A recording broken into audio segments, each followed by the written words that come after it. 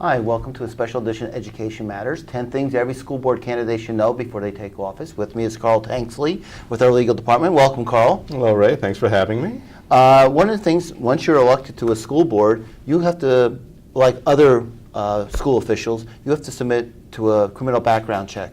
What's the time frame for that? Yes, Ray, that's exactly correct.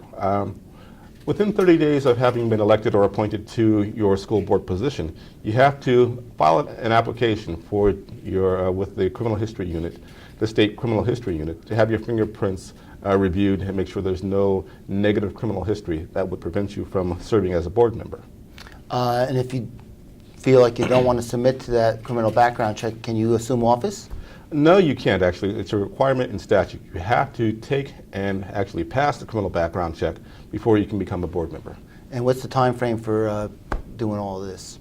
Within 30 days of taking office or being elected to office or being appointed to office, you have to file the application.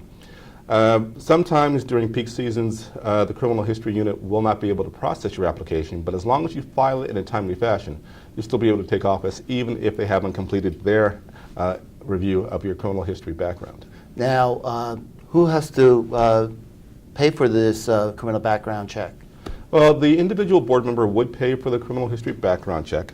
They can do so personally from their own funds, or the law allows them to utilize their campaign funds if they've received campaign contributions to pay for the criminal history background check.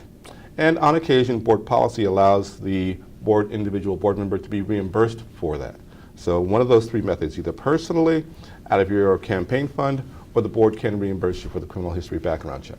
And some, very rare, I know it's very rare, but some board members or other school officials have been removed because they didn't pass the criminal background check. On occasion, we have had instances where board members have had very old histories that have not been expunged or resolved in some other way. What the law looks at is whether there's actually that history there, a disqualifying event in your past.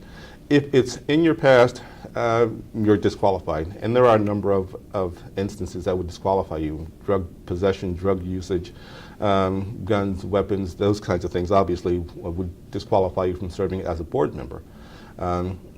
Even if it's 20 years old, if it's on your record, that would disqualify you.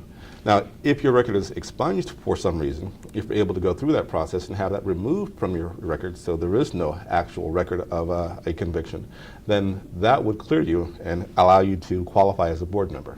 Okay, thank you, Carl. And that brings us to the end of this episode. Thank you.